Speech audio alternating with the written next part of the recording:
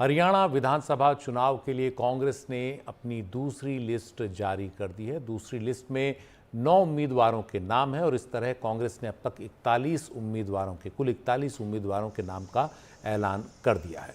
Gannaur seat से कुलदीप शर्मा को उम्मीदवार बनाया गया है। किरण चौधरी की सीट तोशाम से अनिरुद्ध चौधरी को टिकट मिला है। उचाना कलां से भूपिंदर हुड्डा के करीबी माने जाने वाले बृजेंद्र सिंह को टिकट दिया गया है।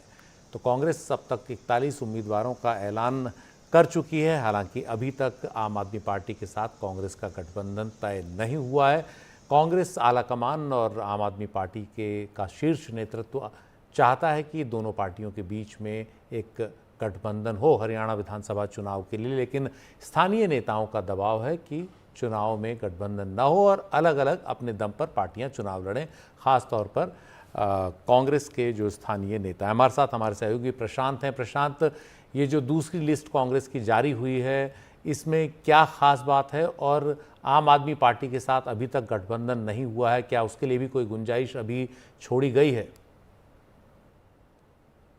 जी देखिए सुशील, जो आम आदमी पार्टी के साथ गठबंधन की बात है वो अभी भी माना जा रहा है कि ट्रैक पर है, और खबरें तो ये भी आ रही हैं कि वो अंतिम चरण में बातचीत पहुंच चुकी है और हो सकता है कि उसका ऐलान भी कर दिया जाए। लेकिन एक सीट जिस पर आम आदमी पार्टी का दावा माना जा रहा था वो था गुरुग्राम की सीट। लेकिन गुरुग्राम की सीट पर कांग्रेस पार्टी ने अभी जो अपनी लिस्ट जारी की है, तो वो सीट उस सीट पर अपने उम्मीदवार के नाम का ऐलान कर दिया है। इसका मतलब अगर गठबंधन होता भी है तो गुरुग्राम की सीट आम आदमी पार्टी के खाते में जाएगी ये तो नहीं आम आदमी पार्टी के खाते में गुरुग्राम की सीट नहीं जाएगी, ये लगभग तय हो गया। हालांकि गठबंधन को लेकर बातचीत चल रही है और जैसा मैंने बताया कि कहा जा रहा है कि वो अंतिम चरण में है और जल्दी ही उसकी घोषणा हो सकती है।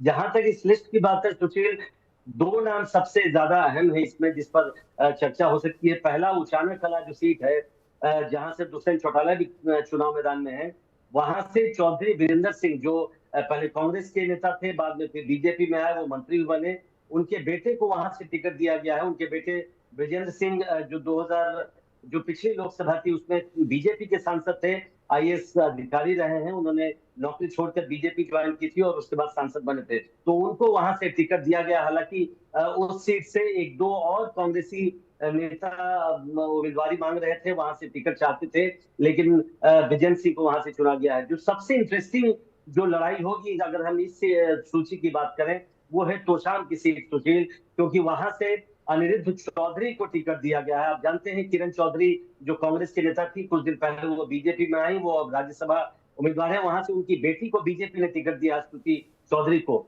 और उनके जी। खिलाफ कांग्रेस ने अनिरुद्ध चौधरी को उतारा। इंटरेस्टिंग बात यह है कि अनिरुद्ध चौधरी और श्रुति चौधरी दोनों बंसीलाल के ही परिवार से आते हैं। एक बंसीलाल की पोती है श्रुति चौधरी और एक बंसीलाल के पोते हैं अनिरुद्ध चौधरी। तो जी। बंसीलाल के खानदान में ही इस सीट पर लड़ाई होनी है, तो ये एक दिलचस्प लड़ाई आपको देखने को मिलेगी। लेकिन आज भी जो तीसरी सूची एक तरह से हम कह सकते हैं, क्योंकि दूसरी सूची में केवल एक नाम का ऐलान किया गया था, उसमें भी ऐसा लगता है कि कांग्रेस ने फूंक फूंक कर कदम बढ़ाया है और केवल 9 सीटों का ही ऐलान किया है। हमारी एक राजनीतिक जानकार से बात हो रही थी जो हरियाणा की राजनीति को समझते हैं। उनका कहना है जी। कि ये 9 सीटें ऐसी हैं जिनमें भी बहुत ज्यादा विवाद नहीं था, एक दो सीटों को छोड़कर। बाकी सीटें जिनको जिनको जिनको टिकट मिला है, ये उम्मीद थी कि जी। उन्हीं को टिकट मिलेगा। तो अब देखना है कि आगे जो कुल 41 सीटों के नाम सीटों पर उम्मीदवारों के नाम का ऐलान कांग्रेस कर चुकी है, जो बाकी बची अभी 49 सीटें हैं, उस पर कब तक उम्मीदवारों का ऐलान होता है और फिर उस पर कैसे राजनीति आगे बढ़ती है। आम आदमी पार्टी से भी गठबंधन होगा या नहीं होगा, उस पर भी प्रश्न चिन्ह लगा हुआ है। जी, बहुत बहुत शुक्रिया प्रशांत इस पूरी जानकारी के लिए।